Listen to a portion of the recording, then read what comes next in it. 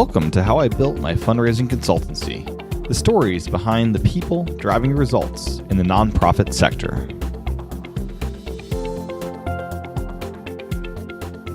For someone that's thinking about going out on their own, if you get legal help and have a relationship with a qualified attorney to guide you on contracts, that kind of thing. And the other end of that, I would also advise that you get sound advice from a CPA. Those two have really helped me a lot in terms of legal advice, timing of taxes, that kind of thing. Joining us today on the podcast is TJ McGovern, the president of McGovern Consulting Group. He was formerly the development manager at Fairbanks Hospital and development director at Ivy Tech Community College. TJ focuses on helping nonprofits develop their message. Without further delay, here's my interview with TJ. I'm here with TJ McGovern. Welcome to the podcast. Thank you. I'm really excited.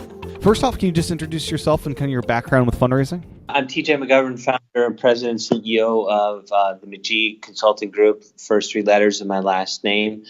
I entered fundraising about 20 years ago, started at a parochial school, private school in the Chicagoland area, actually where I attended school. And at that point, I actually knew that the people, processes, and the fun in this sector was something I wanted to spend my career in. So here I am about 20 years later. And when did you know you first wanted to get into fundraising? Was this early on during college you discovered, or what was the time in your life you found out? After I graduated undergrad, I tried a different job on kind of like removing, T-shirts. And when I landed as the alumni director for that private high school, I knew at that time that this is where I wanted to be. I just really enjoyed helping students like myself go to school, stay in school through scholarships. I was introduced to a capital expansion for a performing arts center for that same high school and just really enjoyed the process of talking to people, aligning their philanthropic interests with their passions and opportunities at the school at the time. Okay.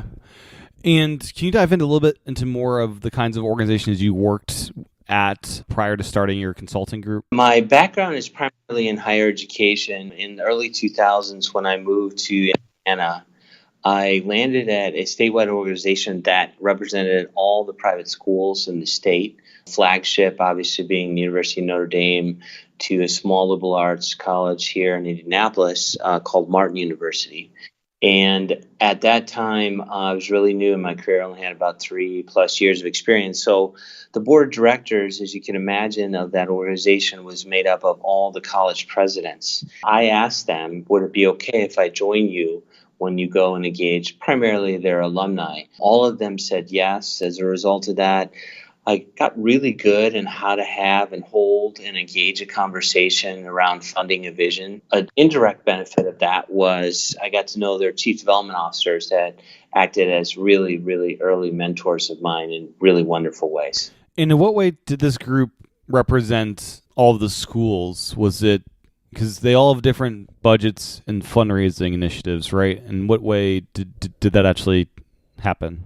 It was a model, what I would, we used to call it kind of like the United Way model of independent higher education in the state of Indiana. A donor, whether it be an individual, corporation, foundation, could make a gift to this organization, and then it would be dispersed equally among all 31 independent schools. So it was kind of a United Way model, totally undesignated. About 10 years later, they are not doing fundraising anymore because obviously all the schools have their great, big, vastly talented fundraising shops. So you also worked at Fairbanks Hospital, is that right? Correct. Now, what was your role there? After I left the organization that represented all the private schools, it was development manager.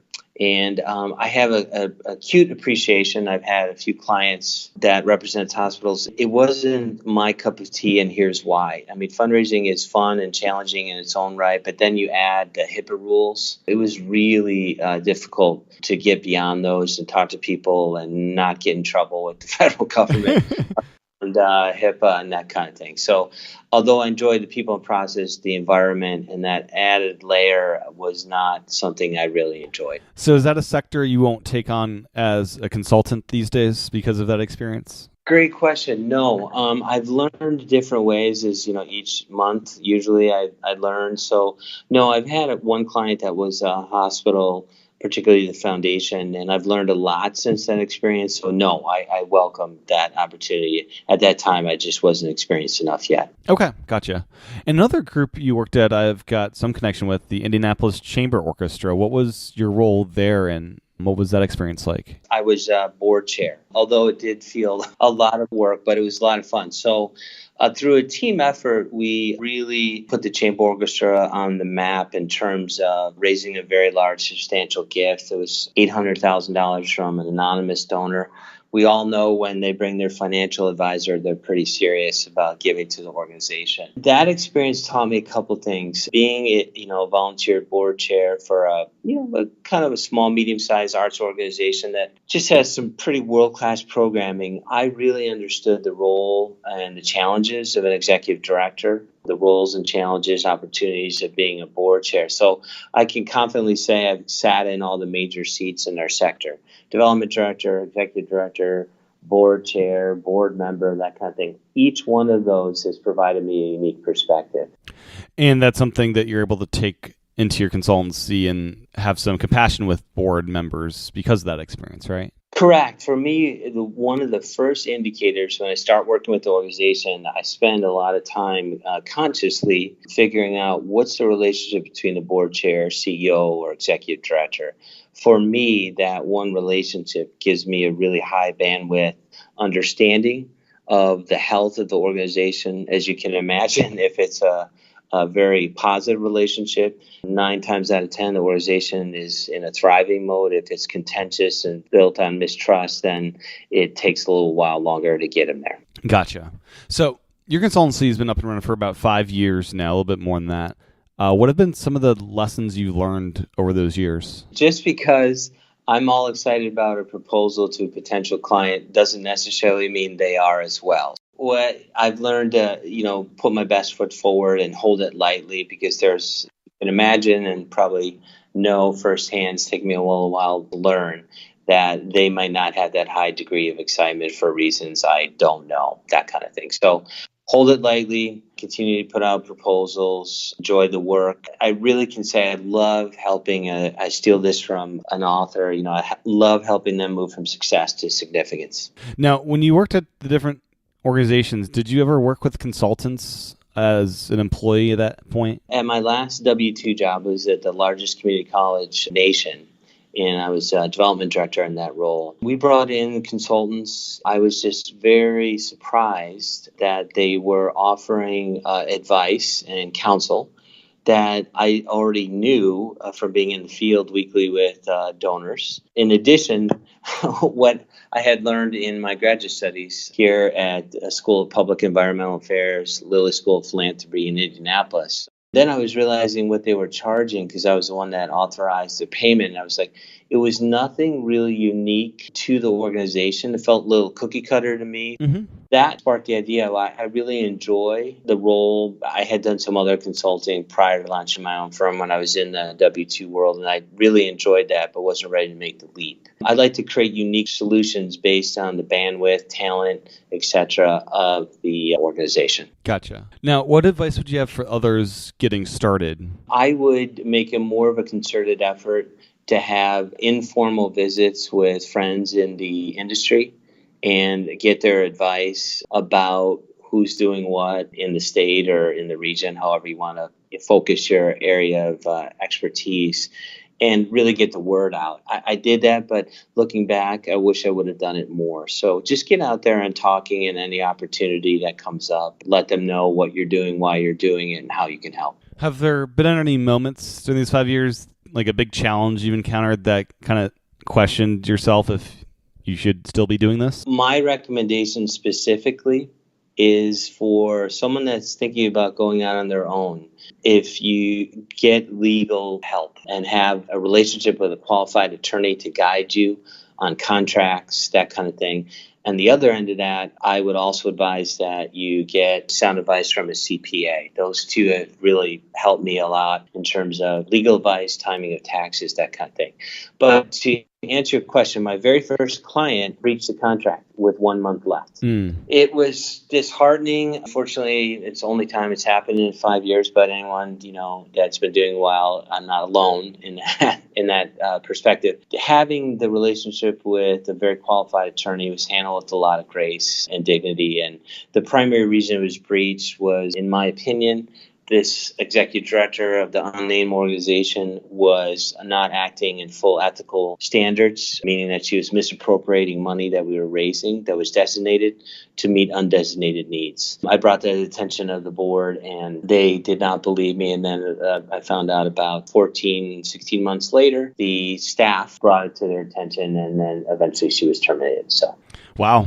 That's quite the situation to deal with. It was a learning experience. Having gone through that, I can see that 10 miles out in high wind now. Yeah. And if I'm that, then I'll choose not to engage. That brings up the question of, have you turned down work from potential clients because you didn't see a fit, or you saw maybe a future problem where that could come up again? Yes. That negative quote unquote experience allowed me to see on one particular organization where, through relationships with other consultants here in Indianapolis, they didn't want to touch it. This organization came to me, and I reached out to them, and they were seeing the same thing I did. And I just decided that it wasn't a good fit and didn't even submit a proposal. So negative experiences can be real learning experiences. Certainly has helped me out on the type and ethos, ethical standpoint of organizations I work with. One of the things you promote is the fact that you help with messaging and clarifying their message. What's that process like for working with a client to do that?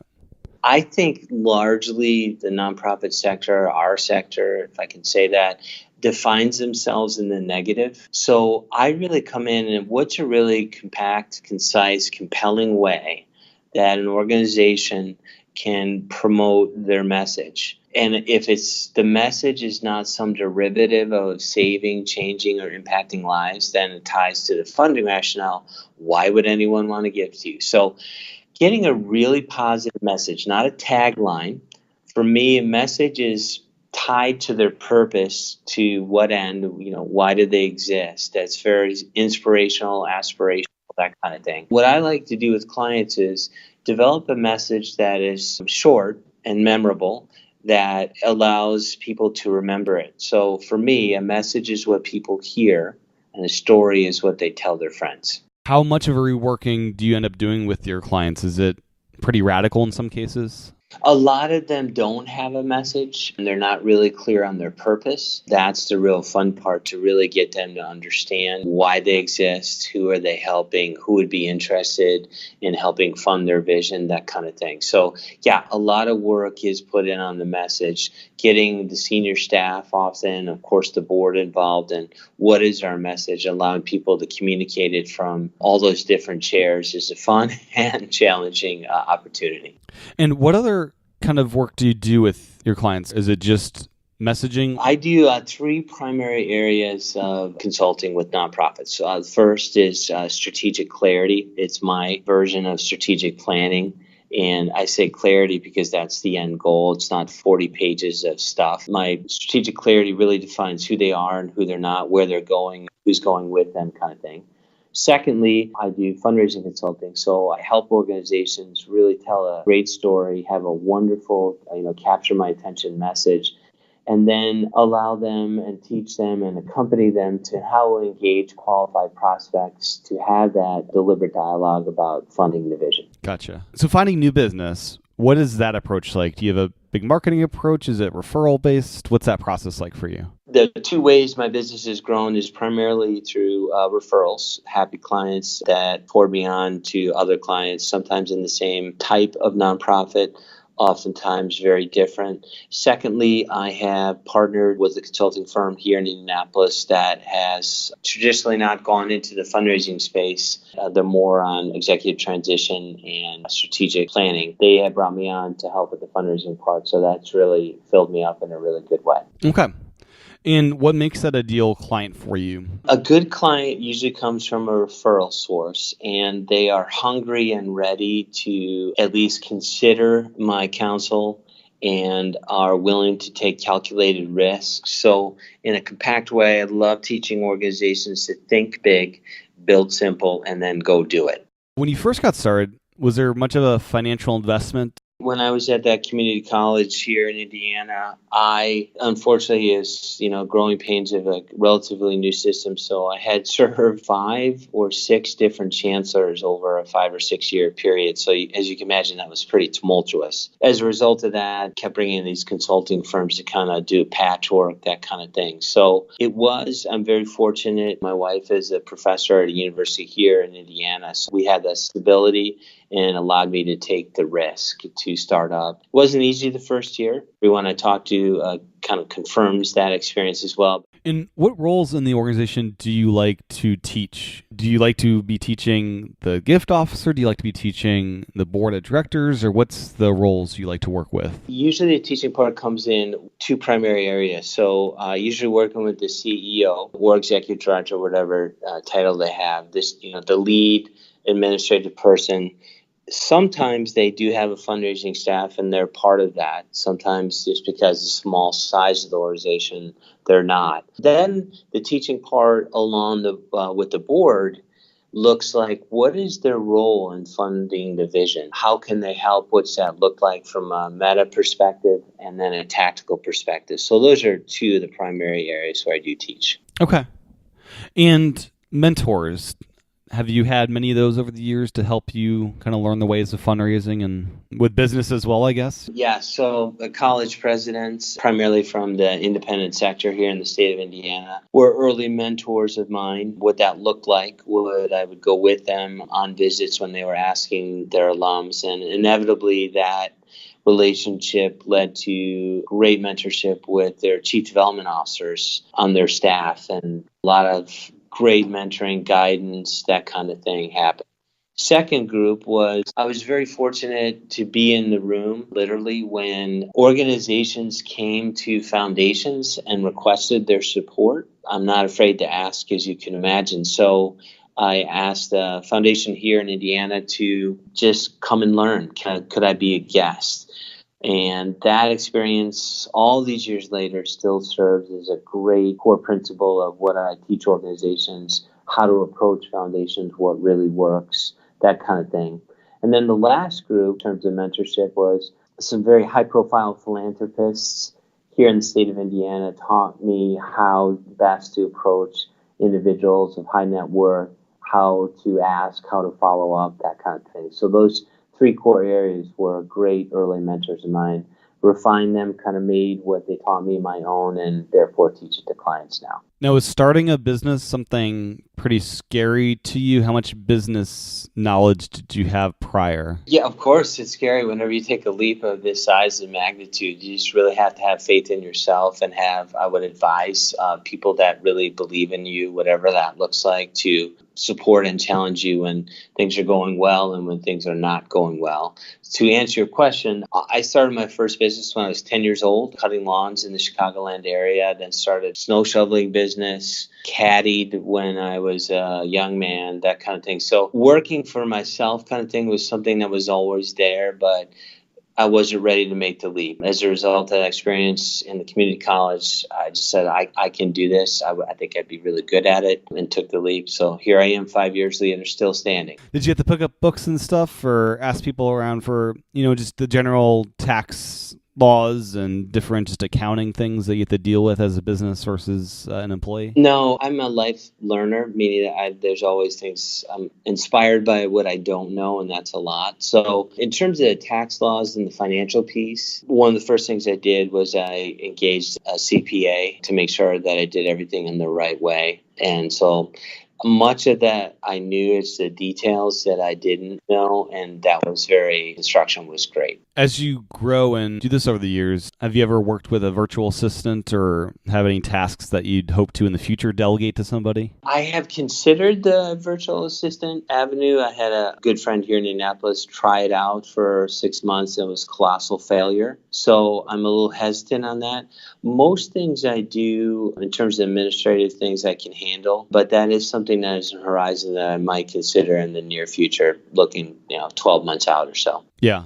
What are some of your favorite tools to do your job? All Microsoft products. I work with a designer that creates a lot of visuals that I co-create with clients. One of the things that he said a couple of years ago, my designer, is full-blown Adobe Acrobat suite, so I can edit PDF documents. That's been very, very helpful. Recently, as I get more refined in creating case statements for clients, Adobe has another suite where you can purchase photos and not worry about have litigation against you, purchase them. Gotcha, yeah. And then final question before the lightning round is, what's your typical schedule like week to week? My days are spent taking care of current clients and then looking at and filling a pipeline for current clients. I would say probably about 25, 30 hours a week I'm on site with clients, going through the scope of work, whatever that looks like. And then the remaining 15, 20 hours, I'm meeting with potential clients to get to what they are needing and how I can help.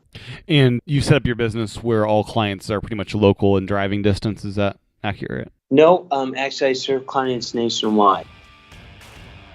When we return, a quick lightning round. First, a quick break. This episode of How I Built My Fundraising Consultancy is brought to you by us here at MarketSmart and the Fundraising Report Card. Expand your fundraising consultancy toolkit by signing up for fundraisingreportcard.com. What is the Fundraising Report Card? Well, it's a free service offered at fundraisingreportcard.com that enhances your business with easy-to-use fundraising analytics and charts. Help your clients get proposals approved faster by using the beautiful and elegant charts created automatically in seconds by fundraisingreportcard.com. Best of all, you can use your logo in the reports and charts it generates. Learn more about the consultant version of Fundraising Report Card at www.fundraisingreportcard.com/consultants. Available as a free version or a paid version billed quarterly or annually. Once again, that's fundraisingreportcard.com/consultants. Now, back to how I built my fundraising consultancy. With that, let's get to the lightning round. Just a series of quick questions and answers here. So first up, what's the best piece of business advice you've ever received? Figure out what your strengths are and live from them day to day, and figure out what your weaknesses are and put people around you that will help you overcome them. What book would you recommend to those getting started? Engagement Fundraising by Greg Warner. I've not heard of that one, that book. As you know, I've known Greg a while now. So anyone that's getting started that wants to learn an unhabitual way to engage your supporters, both in face-to-face, shoulder-to-shoulder kind of way and or a more of an electronic way, the concepts in there are outstanding. What's your favorite personal productivity habit? Schedule regular time for rest and renewal. So monthly, I do my best, either an afternoon or on occasion a day where I'll just go do what I love to do, hike, read books that are not related to the sector that are just of general interest to me. And what has been the best under $100 purchase you've made in the last month or so? I was advised by a good friend of mine that is an expert in the computer information system field to buy an external drive. So if anything were happening to my PC, that I would have a backup. So that was one of the best purchases. What's your favorite monthly service or subscription you're signed up for? The Chronicle of Philanthropy. I love the articles in terms of their depth and understanding, points, advice, that kind of thing. What's an interesting or fun fact about you that most people don't know? I've been practicing martial art for about 20 plus years. Which one? Aikido, and I enjoy it immensely. It's a great stress relief, and the friendships and community that I've created both here in Chicago and Indianapolis, and I can travel anywhere in the world and go to a dojo and practice. So it's a lot of fun. Desk or car, what would you clean first? Car. Tea or coffee? Oh gosh, tea. I'm a tea snob. What do clients never ask you that you wish they did? They're clear about what they need help on, but they're also not clear about what they don't know. So I wish they would come with a little bit more awareness about some of the other issues that we can't see right at the beginning. What are the best nonprofits doing right? They are engaging their supporters with immense curiosity to find out why they made their first gift, why they've supported this organization for the last 25 years. There is a level of reciprocity in terms of understanding the donor, and then the organization actually responding to that awareness and tailoring communications that capture people's attention. What charities do you admire or support? I am a big fan, obviously, with the background. I love education and then the arts. Those are the two parts that I support. And where can people find more information about your services? They can visit my website at www.mcgmcgimpact.com or my office phone number 317-588-6110. Sounds good. Thank you so much, TJ, for your time this morning. It's been great chatting with you. Thank you so much. Pleasure. Thanks for listening to this episode of How I Built My Fundraising Consultancy, presented by MarketSmart. If you like the show, make sure to review it in Apple Podcasts and pass it along to a colleague. If you're curious about what we do, go to imarketsmart.com and don't forget to check out the consultant's version of Fundraising Report Card found at www.fundraisingreportcard.com/consultants. Thanks for listening.